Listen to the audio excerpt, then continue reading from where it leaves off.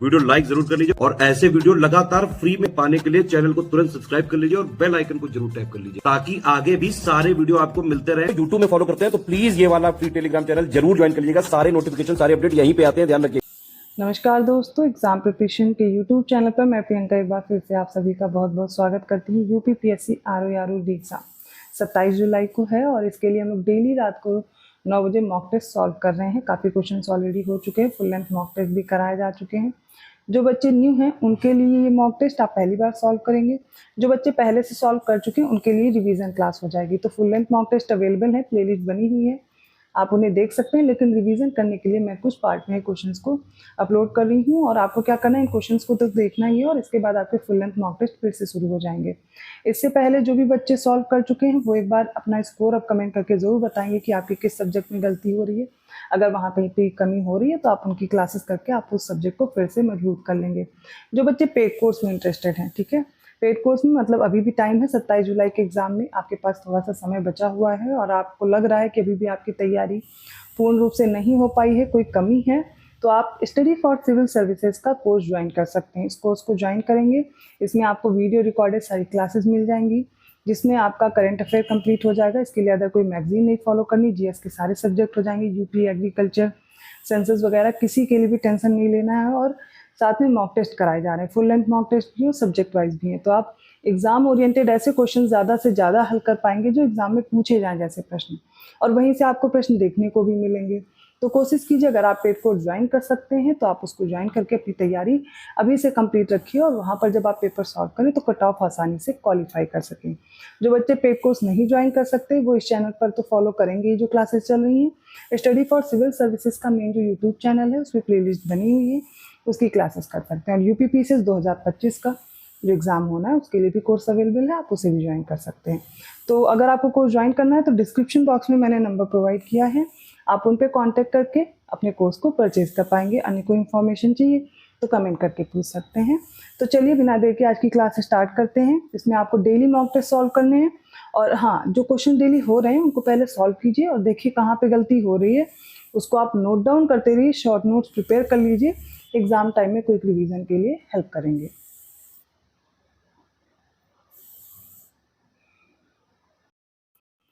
तो कुछ स्टेटमेंट दिए गए हैं, हिस्ट्री का प्रश्न है और इस स्टेटमेंट को देख करके बताने कौन कौन से स्टेटमेंट करेक्ट है, ठीक है। तो पहला स्टेटमेंट है, अनाथ बालिकाओं की देखभाल और शिक्षा के लिए वर्ष 1896 में धोंडो केशव कर्वे द्वारा एक अनाथ बालिका आश्रम की स्थापना की गई। पहला स्टेटमेंट हो गया। दूसरा देखिए, रमाबाई रानाडे ने महिलाओं और बच्चों के कल्याण तथा विधवाओं को आत्मनिर्भर बनाने के उद्देश्य से वर्ष 1909 में पुणे में सेवा सदन की स्थापना की थी।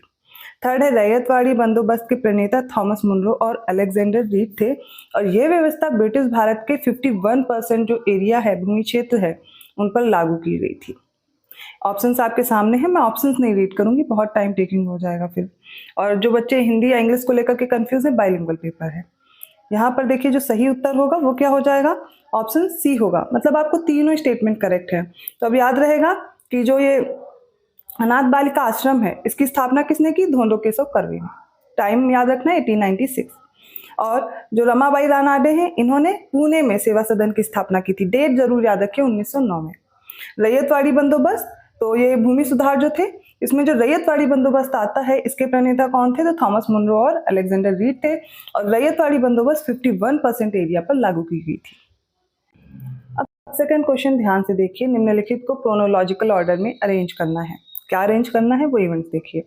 प्रथम सौर ऊर्जा संयंत्र कृष्णा में प्रथम जूट मिल की स्थापना जो शुरुआत हुई। भारत में पहली बार इस्पात का उत्पादन कब हुआ, प्रोडक्शन ऑफ स्टील पूछा गया है। और बंबई में प्रथम कपड़ा मिल का प्रारंभ, फर्स्ट टेक्सटाइल मिल इन बॉम्बे कब स्टैब्लिश हुई, ये बताना कब से शुरुआत हुई।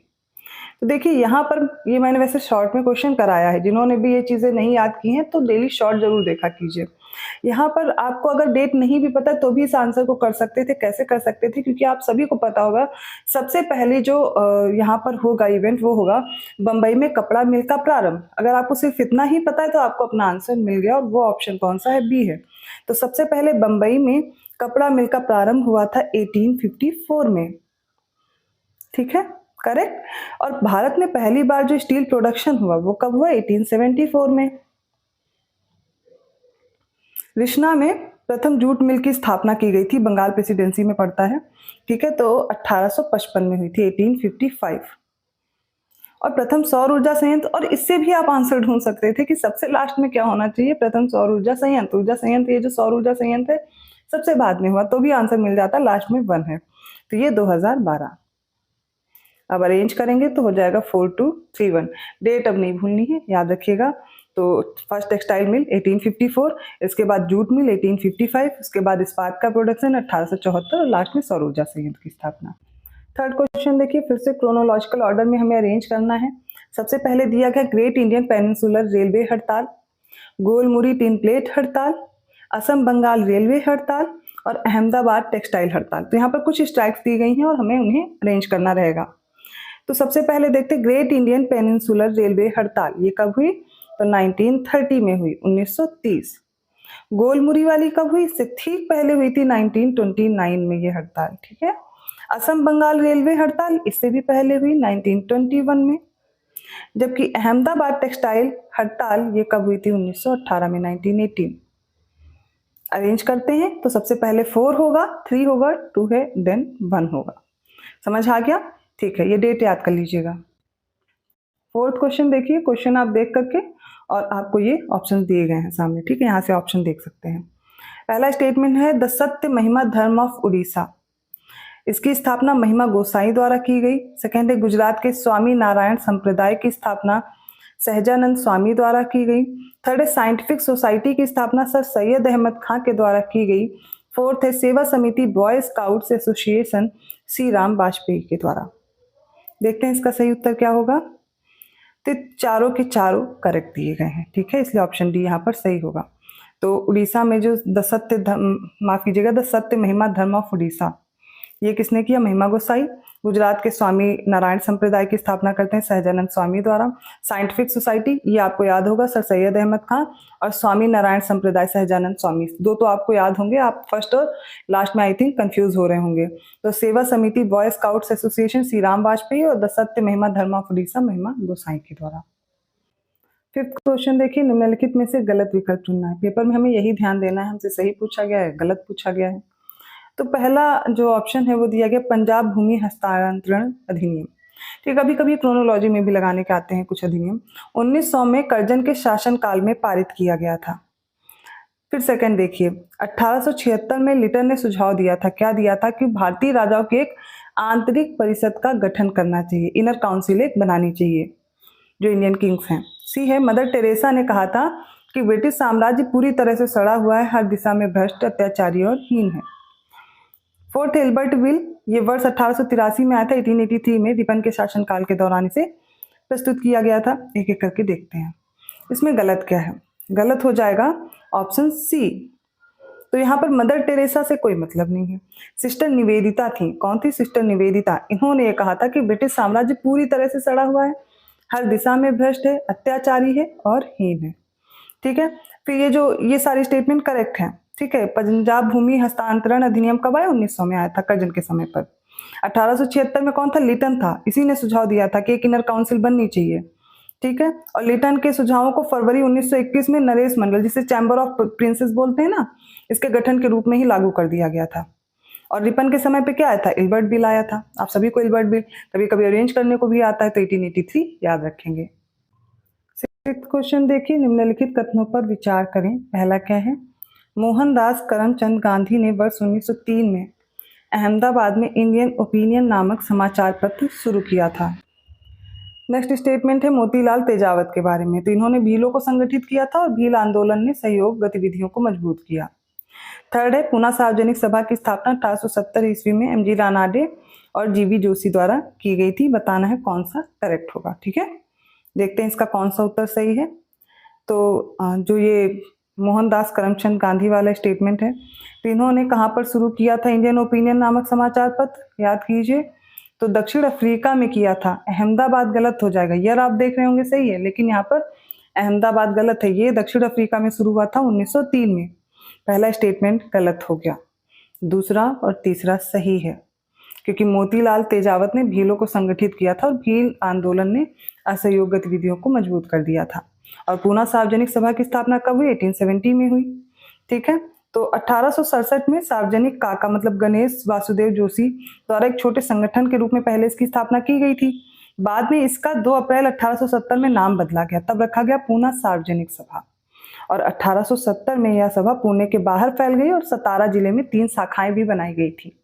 तो पूना सार्वजनिक सभा के लिए आप 1870 एमजी रानाडे और जीवी जोशी को याद रखेंगे। सही उत्तर क्या होगा यहाँ पर? सेकंड और थर्ड स्टेटमेंट करेक्ट दिए गए और वो हमें ऑप्शन बी में मिलेंगे। 7th क्वेश्चन पे फोकस कीजिए, तीनों स्टेटमेंट ध्यान से देखिए। हिंदी इंग्लिश में कोई प्रॉब्लम है तो इंग्लिश में भी पेपर है, क्योंकि ज़्यादातर स्टूडेंट्स हिंदी में देख रहे हैं इसलिए मैं हिंदी वाला वर्जन ले रही हूँ, बट कोशिश करती हूँ कि जहाँ पर आपको टर्म्स ना समझ में आए वो मैं इंग्लिश में कर दूँ, खासकर साइंस में समझा दूंगी इंग्लिश में। तो देखिए पहला स्टेटमेंट है, वेदांत कॉलेज की जो स्थापना है वो 1825 में किसने की? राजा राम मोहन राय ने। सेकंड क्या? सोम प्रकाश, ये जो समाचार पत्र है ईश्वरचंद्र विद्यासागर द्वारा शुरू किया गया था, ठीक है, और द्वारकानाथ विद्याभूषण के संपादन में ये शुरू हुआ था 1859 में। थर्ड है, होम रूल को बढ़ावा देने के लिए श्यामजी कृष्ण वर्मा ने लाला लाजपत राय के साथ मिलकर 1905 में लंदन में प्रभावशाली इंडियन होम रूल सोसाइटी की स्थापना की थी। देखते हैं कौन से स्टेटमेंट करेक्ट है। इसका राइट आंसर हो जाएगा ऑप्शन सी। तो वेदांत कॉलेज की स्थापना 1825 राजा राम मोहन राय। सोम प्रकाश समाचार पत्र ईश्वरचंद्र विद्यासागर किसके संपादन में? द्वारकानाथ विद्याभूषण, दोनों का नाम याद रखेंगे, और 1859 का समय है। अब ये जो गुजरात के सूरत जिले में जन्मे थे श्यामजी कृष्ण वर्मा, इन्होंने होम रूल को बढ़ावा देना चाहा और 1905 में लंदन में एक प्रभावशाली इंडियन होम रूल सोसाइटी की स्थापना की थी। और जो जेसी मुखर्जी, इन्होंने सोसाइटी के सचिव के रूप में कार्य भी किया था। तो श्यामजी कृष्ण वर्मा ने सोसाइटी के अध्यक्ष के रूप में कार्य किया था इसमें। तीनों स्टेटमेंट सही है। लाला लाजपत राय का नाम भी इसमें आता है। 8th क्वेश्चन देखिए, निम्नलिखित कथनों पर विचार करें। तो पहला स्टेटमेंट देखिए, इंडियन मिरर समाचार पत्र की शुरुआत वर्ष 1862 की शुरुआत में कलकत्ता में देवेंद्र नाथ टैगोर ने की थी और ये समाचार पत्र अंग्रेजी में प्रकाशित होता था। सेकेंड स्टेटमेंट पे फोकस कीजिए कि ऑल इंडिया फॉरवर्ड ब्लॉक की जो स्थापना है वो 1939 में हुई थी और वेस्ट बंगाल में सुभाष चंद्र बोस ने की थी। थर्ड है, फॉरवर्ड ब्लॉक का अखिल भारतीय सम्मेलन वर्ष 1942 में नागपुर में आयोजित किया गया था। ध्यान दीजिए और बताइए कौन सा उत्तर सही होगा। देखिए अब लाइव क्लास तो है नहीं, तो मैं ये नहीं जान पाती हूँ कि आपको क्वेश्चन समझ में आ रहे हैं नहीं, या कहीं भी प्रॉब्लम है तो आप कमेंट कर दें। रिकॉर्डेड क्लास है तो आपको अगर कहीं भी कोई दिक्कत लगे ना तो आप कमेंट कर दीजिएगा, मैं कमेंट देख करके आपको अगली क्लास में फिर से उसको समझा दूंगी। तो बिल्कुल भी ये नहीं होना चाहिए कि आपने कोई क्वेश्चन नहीं समझा तब भी तैयार कर ले रहे हैं और ऐसे पढ़ते चले जा रहे हैं। जहाँ भी दिक्कत है बताइए, उसको फिर से एक्सप्लेन किया जाएगा। तो इंडियन मिरर समाचार पत्र की शुरुआत कब हुई थी? 1862 में हुई थी, कलकत्ता में हुई थी। किसके द्वारा? देवेंद्र नाथ टैगोर। और ये अखबार कैसा आता था? अंग्रेजी में था। इसकी लैंग्वेज कौन सी थी? इंग्लिश में ये पब्लिश होता था। पहला स्टेटमेंट बिल्कुल करेक्ट है। और ऑल इंडिया फॉरवर्ड ब्लॉक की स्थापना 1939 में हुई। डेट सभी को याद होगी अभी तक, मुझे लगता है ये इजी है डेट याद होना फॉरवर्ड ब्लॉक की। और किसने इसकी स्थापना की? तो किसने की थी? सुभाष चंद्र बोस ने की थी। स्थान दिया गया है तो यहाँ पर पश्चिम बंगाल सही दिया गया है। ये जो फॉरवर्ड ब्लॉक का अखिल भारतीय सम्मेलन था तो ये नागपुर में तो आयोजित हुआ था, लेकिन कौन सा वाला? 1940 वाला हुआ था, 1940 वाला, ना कि 1942। पता है ऐसे क्वेश्चन बहुत गलत होते हैं, मुझे लगता है ऐसे क्वेश्चन इसलिए गलत होते हैं क्योंकि ईयर में बहुत कंफ्यूजन होता है, एग्जैक्ट पता नहीं होता है कौन सा वाला ईयर का हुआ था। तो ये तो पता होता कि हाँ नागपुर में हुआ था एक अधिवेशन, डेट नहीं याद रहती तो वो आप यहाँ पर तैयार करेंगे। राइट आंसर क्या होगा? ऑप्शन ए होगा, पहला दूसरा स्टेटमेंट करेक्ट है। 9th क्वेश्चन है इंडिपेंडेंट लेबर पार्टी से रिलेटेड, ठीक है, इस पे अब हम फोकस करेंगे। 4 स्टेटमेंट दिए गए हैं और इसमें क्या होता है ना, अगर आप किसी टॉपिक से रिलेटेड चीजें देखना चाहते हो एक जगह मिल जाती हैं ऐसे क्वेश्चन से। तो पहला स्टेटमेंट है, इसकी स्थापना समाज में ब्राह्मणवादी तथा पूंजीवादी संरचनाओं के विरुद्ध एक राजनीतिक संगठन के रूप में की गई थी।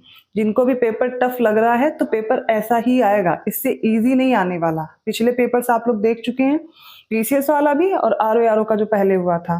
तो जिसको भी पेपर टफ लग रहा है बाद में ये ना कमेंट करके बोलिएगा मैम पेपर बहुत टफ है। पिछली बार आप लोग जब पीसीएस वाला पेपर सॉल्व कर रहे थे तो यही बोले थे बहुत टफ है पेपर, ऐसा नहीं आएगा। फिर पेपर आया तो सबको पता चला कि हाँ स्टेटमेंट, क्रोनोलॉजी यही सब भरा हुआ था। तो ऐसे क्वेश्चन पे अपनी हैबिट बनाइए। सेकंड देखिए, इसके गठन के समय तक कम्युनिस्ट नेताओं ने इसका समर्थन नहीं किया था। थर्ड क्या है, वर्ष 1937 के जो प्रांतीय चुनाव हैं इनमें 17 से 13 सीटें प्राप्त की गई थी। और फोर्थ क्या है, इसने औद्योगिक विवाद विधेयक 1939 की शुरुआत का विरोध किया था क्योंकि इसने श्रमिकों के हड़ताल करने के अधिकार को हटा दिया था। सारे स्टेटमेंट मैं एक्सप्लेन करती हूँ, आप अपना ऑप्शन देख लेंगे कौन सा सही है, नोट करते चलिए। तो देखिए इंडिपेंडेंट लेबर पार्टी की जो स्थापना है वो 1936 में हुई थी और किसके द्वारा हुई थी? डॉक्टर भीमराव अंबेडकर के द्वारा इसकी स्थापना की गई थी।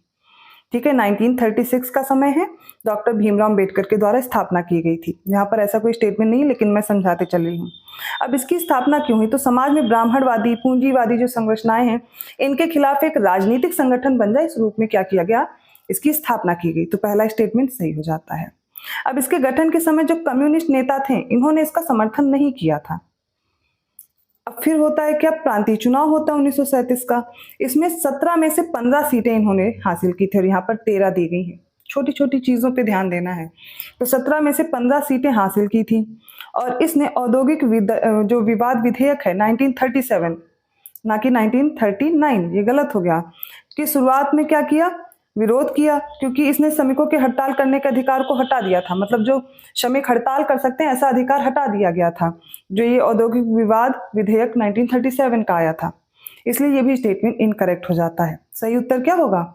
ऑप्शन ए होगा। पहला और दूसरा स्टेटमेंट ही केवल सही है। इसके बारे में जितनी जानकारी मैंने दी है वो भी आपको तैयार रखनी है। 10th क्वेश्चन देखिए, सही विकल्प चुनना है। पहला है भारतवर्ष का जो वर्णन है सबसे पहले किसमें हुआ है? प्राकृत भाषा में। खारवेल का जो हाथी गुंफा अभिलेख है उसमें मिलता है। सेकंड, ईरानी विद्वानों ने भारत को यिंतु कहकर संबोधित किया था। थर्ड है, मगध के राजा बिंदुसार ने भगवान बुद्ध के निवास स्थान के लिए वेणुवन नामक महाविहार का निर्माण कराया था। चलिए देखते हैं कौन से स्टेटमेंट करेक्ट है। राइट आंसर आप अपना चूज करिए। देखिए इसका सही उत्तर क्या होगा? तो भारतवर्ष या फिर भारतवर्ष का वर्णन सबसे पहले किसमें मिलता है? खारवेल का जो हाथी गुंफा अभिलेख, और किस भाषा में है? प्राकृत भाषा में है। अब किसने यिंतु, यिंतु का मतलब क्या होता है? चंद्रमा होता है। तो चंद्रमा किसने कहा? रेनसांग ने कहा, ना कि ईरानी विद्वानों ने कहा। तो गलत हो गया। मगध के राजा कौन थे? जो बिंबिसार हैं। इन्होंने भगवान बुद्ध के निवास स्थान के लिए जो वेणुवन है, ठीक है, वेणुवन नामक महाविहार का निर्माण करा था। बिंदुसार बिंबिसार में कंफ्यूज होकर के आप ठीक कर देते, तो यहाँ पर गलत हो जाता ना। यहाँ पर क्या होगा? मगध के राजा जो बिंबिसार थे, इन्होंने वेणुवन नामक महाविहार का निर्माण कराया था। ये भी गलत हो गया। सही उत्तर क्या हो जाएगा? ऑप्शन ए हो जाएगा। 11th क्वेश्चन देखिए, निम्नलिखित में से हड़प्पा स्थल की पहचान करें। वीरभानपुर, लोटेश्वर, पैसरा और बालू में से।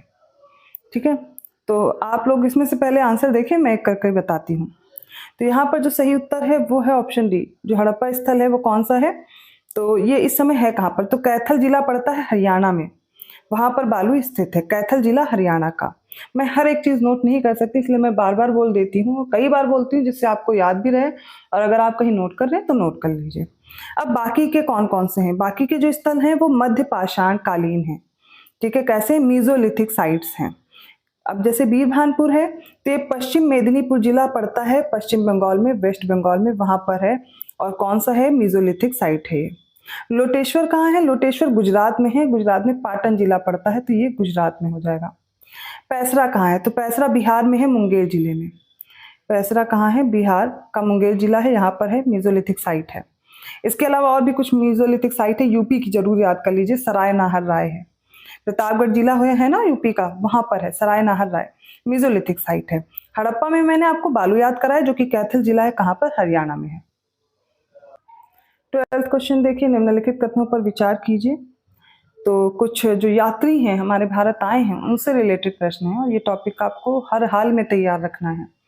फायान ने विशेष रूप से गुप्त काल के बारे में विवरण दिया है और ह्वेनसांग ने विशेष रूप से वर्धन काल के बारे में वर्णन किया है।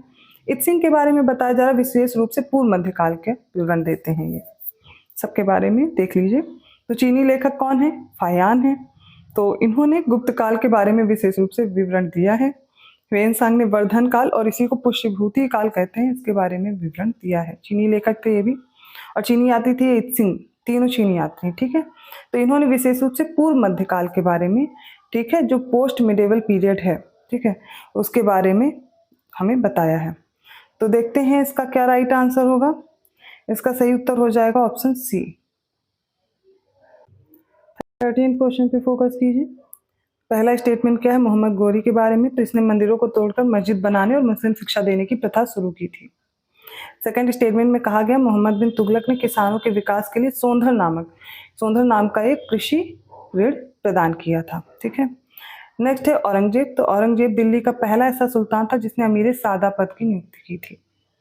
देखते हैं कौन से स्टेटमेंट करेक्ट है। तो देखिए सबसे पहले मोहम्मद गोरी ही था, इनकी जो प्रथा रही है मंदिरों को तोड़कर मस्जिद बनाने की, यहीं से सब शुरू होता है, और मुस्लिम शिक्षा देने की। पहला स्टेटमेंट करेक्ट है। मोहम्मद बिन तुगलक ने क्या किया, किसानों के विकास के लिए उन्हें सोंधर नामक कृषि जो ऋण है वो प्रदान किया था।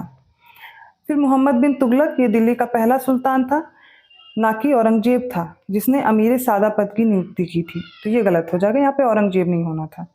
राइट आंसर ऑप्शन ए है, क्योंकि पहला और दूसरा स्टेटमेंट हमें किसमें दिया गया, ऑप्शन ए में। 14th क्वेश्चन देखिए, सही विकल्प चुनना है। हमें 4 ऑप्शन दिए गए हैं। तो पहला है कुतुबुद्दीन मुबारक खिलजी ने अपनी राजधानी देवगिरी का नाम बदला और दौलताबाद कर दिया, ठीक है। सेकंड है सैयद वंश ने दिल्ली सल्तनत में सबसे कम वर्षों तक शासन किया था। नेक्स्ट है इल्तुतमिश, इसने ना दिल्ली को न केवल भारत में तुर्की साम्राज्य का राजनीतिक और प्रशासनिक केंद्र बनाया, बल्कि उसकी सांस्कृतिक गतिविधियों का भी केंद्र बनाया था। और ऑप्शन डी ए और सी दोनों करेक्ट है। तो देखिए पहला स्टेटमेंट क्या है, कुतुबुद्दीन मुबारक खिलजी, इसने देवगिरी का नाम बदला तो क्या रखा, कुतुबाबाद रखा था, ना कि दौलताबाद। गलत हो गया ना। सेकंड देखते हैं 1327, इसमें क्या होता है, फिर मोहम्मद बिन तुगलक आता है। इसने अपनी राजधानी दिल्ली से क्या की थी, देवगिरी स्थानांतरित की थी। कहाँ, दिल्ली से देवगिरी, ठीक है, जिसका नाम उसने बाद में क्या रखा था, दौलताबाद, ना कि कुतुबुद्दीन मुबारक खिलजी ने। याद रहेगा किसने रखा, मोहम्मद बिन तुगलक ने रखा था 1327 में, जब उसने अपनी राजधानी दिल्ली से देवगिरी स्थानांतरित की थी, तब उसका नाम क्या रख दिया, दौलताबाद। फिर सबसे कम वर्षों तक किस वंश ने शासन किया है, वो है खिलजी, ना कि सैयद। खिलजी याद रखिएगा, सबसे कम वर्षों तक। डेट याद रखिए, सारे जितने भी सल्तनत पीरियड में जितने भी शासक आए हैं, ठीक है, वो सारे जरूर याद कर लीजिए। इससे आपको एक आइडिया लग जाएगा किसका कम था किसका ज्यादा था, या क्रोनोलॉजी में लगाना है। तो ऐसे क्वेश्चन जब आपको पता है आयोग पूछ रहा है ऐसे प्रश्न, तो वो चीजें तैयार कीजिए। सी क्या है, इल्तुतमिश ने दिल्ली को न केवल भारत में तुर्की साम्राज्य का राजनीतिक और प्रशासनिक केंद्र बनाया था, बल्कि उसकी सांस्कृतिक गतिविधियों का भी केंद्र बना दिया था। और यही हमारा सही उत्तर है, ऑप्शन सी। 15th क्वेश्चन देखिए, choose the correct option from the following. 5 statement है, 5 देखेंगे। तो पहला है बाबर ने 17 मार्च 1527 को खानवा का युद्ध हुआ था, उसके बाद कौन सी उपाधि ली, कौन सा टाइटल लिया, तो गाजी की उपाधि धारण की थी। सेकंड क्या है, बाजार नियंत्रण व्यवस्था को लागू करने के लिए अलाउद्दीन खिलजी द्वारा एक विभाग बनाया गया था, उसका नाम दीवाने रियासत था। थर्ड है पानीपत का जो थर्ड बैटल है, पानीपत का जो तृतीय युद्ध है, वो मुगल बादशाह था शाह आलम द्वितीय, उसके समय पर हुआ। फोर्थ है आलमगीर द्वितीय के शासनकाल में दिल्ली पर अहमद शाह अब्दाली का कब्जा था। फिफ्थ क्या है, प्लासी का युद्ध मुगल सम्राट मोहम्मद शाह के शासनकाल के दौरान लड़ा गया था। अब इतना बड़ा क्वेश्चन आप लोग देख के थोड़ा सा घबरा गए होंगे, तो आप अब ऐसे क्वेश्चन में क्या नर्वसनेस ज्यादा होती है, जब स्टेटमेंट ज्यादा होते हैं तो लगता है बहुत बड़ा क्वेश्चन है, नहीं हो पाएगा, लेकिन एक एक करके बस आपको स्टेटमेंट पढ़ने की जरूरत होती है। चलिए देखते हैं। तो आप सभी को पता है बाबर द्वारा जो प्रमुख युद्ध लड़े गए उसमें से एक खानवा का युद्ध भी है। तो 17 मार्च 1527 को खानवा का युद्ध लड़ा गया था, इसमें इसने गाजी की उपाधि धारण की। सिंपल है, ठीक है। अब बाजार नियंत्रण के लिए अलाउद्दीन खिलजी ने एक विभाग बनाया था, बिल्कुल, और उसका नाम क्या था, दीवानी रियासत था। ये भी सही है। पानीपत का तीसरा युद्ध किसके किसके बीच हुआ, तो ये हुआ था मुगल बादशाह शाह आलम द्वितीय के समय पर, ठीक है। तो ये भी याद रखेंगे। और किसके किसके बीच हुआ था कमेंट करके आप लोग बताएंगे। आगे क्वेश्चंस में मैं डिस्कस करूंगी, बहुत बार मैं समझा चुकी हूँ। आलमगीर द्वितीय के शासन काल में दिल्ली पर किसका कब्जा था, अहमद शाह अब्दाली का कब्जा था। और प्लासी का युद्ध किसके समय पर हुआ था, आलमगीर के समय पर हुआ था, आलमगीर द्वितीय था उसके समय पर, ना कि ये मोहम्मद शाह के समय पर। तो ये गलत हो जाएगा और वो वाला सही हो जाएगा, ये ठीक है। तो आप देखेंगे इसमें कौन सा ऑप्शन करेक्ट होगा, ऑप्शन बी सही है। First second third fourth correct है, फिफ्थ गलत है क्योंकि यहाँ पर आलमगीर द्वितीय होना चाहिए था। बाकी सारे स्टेटमेंट करेक्ट है। 16 क्वेश्चन देखिए, लिस्ट 1 को लिस्ट 2 से मैच करेंगे। एक तरफ मेजर साइट्स हैं, दूसरी तरफ उनके एग्जीवेटर्स हैं, जैसे कि उत्खननकर्ता जिन्हें हम बोलते हैं। बालाथल, कौसाम्बी, हुलास को उनके उत्खननकर्ता से हमें मैच करना है। वीरेंद्र नाथ मिश्र, काशीनाथ नारायण दीक्षित, तरुण कुमार शर्मा, गोवर्धन राय शर्मा। तो बालाथल के उत्खननकर्ता वीरेंद्र नाथ मिश्र, मुझे लगा आपको नहीं तैयार होगा इसलिए मैंने डायरेक्ट आंसर बताया है। तो फिर कौसाम्बी के कौन हो जाएंगे, गोवर्धन राय शर्मा। हुलास के काशीनाथ नारायण दीक्षित, और गुफकराल के अरुण कुमार शर्मा। राइट आंसर क्या होगा इसका, ऑप्शन ए करेक्ट है, ठीक है। अगले प्रश्न में हमें गलत विकल्प चुनना है। 3 स्टेटमेंट है, तीनों में बताना है कौन सा गलत है, ठीक है। तो सबसे पहले देखिए, मुगल वंश की स्थापना के बारे में दिया गया है, बाबर ने किया था 1526 में, लोधी वंश का शासक था इब्राहिम लोधी को हराकर। सेकंड क्या है, कनिष्क के शासनकाल के दौरान चौथी बौद्ध संगीति हुई थी। बुद्धिस्ट काउंसिल आपको चारों याद होनी चाहिए, तो फोर्थ वाली किसके समय पर हुई, कनिष्क के समय पर, और इसी में हीनयान और महायान नामक दो क्या होते थे, संप्रदाय विभाजित हो गए थे। थर्ड क्या है, 29 मार्च 1857 को बैरकपुर में सैनिकों ने चर्बी वाले कारतूसों का प्रयोग करने से इनकार कर दिया था, और एक सैनिक थे मंगल पांडे, तो 34वीं बंगाल नेटिव इन्फेंट्री के थे, और इन्होंने अपने सहयोगी के विशेष सहायक पर आक्रमण करके उसकी हत्या कर दी थी। तो यहाँ पर सही उत्तर क्या होगा, हमसे गलत पूछा गया है, इसलिए राइट आंसर यहाँ पर हो जाएगा ऑप्शन डी। इनमें से कोई भी कथन गलत नहीं है, तीनों सही दिए गए हैं। 18th क्वेश्चन देखिए, सही विकल्प चुनना है, चारों स्टेटमेंट पर ध्यान दीजिए। पहला, उत्तर पश्चिमी रूस में स्थित है लडोगा झील, अपने सतह क्षेत्र और पानी की मात्रा दोनों के मामले में यूरोप की सबसे बड़ी झील है। सुपीरियर झील विश्व की सबसे बड़ी अलवणीय झील है, ठीक है, फ्रेश वाटर लेक जिसे बोलते हैं, और सतह क्षेत्र के संदर्भ में उत्तरी अमेरिका की सबसे बड़ी झील भी है। सरफेस एरिया की बात की जा रही है, नॉर्थ अमेरिका में ये सबसे लार्जेस्ट लेक है। फिर विक्टोरिया झील के बारे में बात की जा रही है, अफ्रीका की सतह क्षेत्र में देखा जाए सरफेस एरिया के अकॉर्डिंग सबसे बड़ी है, और बैकाल झील दक्षिण अमेरिका की सबसे बड़ी झील है, ठीक है। राइट आंसर आप देखिए क्या होगा, तो उत्तर पश्चिमी रूस में स्थित है लडोगा झील, ठीक है, और ये अपने सतह क्षेत्र और पानी की मात्रा दोनों के मामले में अगर बात की जाए तो क्या हो जाएगा, यूरोप की सबसे बड़ी है। क्षेत्रफल के हिसाब से 14th मतलब 14th नंबर पे आती है सबसे बड़ी फ्रेश वाटर लेक, ठीक है। अब सेकंड देखते हैं, सुपीरियर झील विश्व की सबसे बड़ी फ्रेश वाटर लेक है। सतह क्षेत्र पे बात की जाए तो उत्तरी अमेरिका की सबसे बड़ी झील भी है, दोनों स्टेटमेंट सही होगा।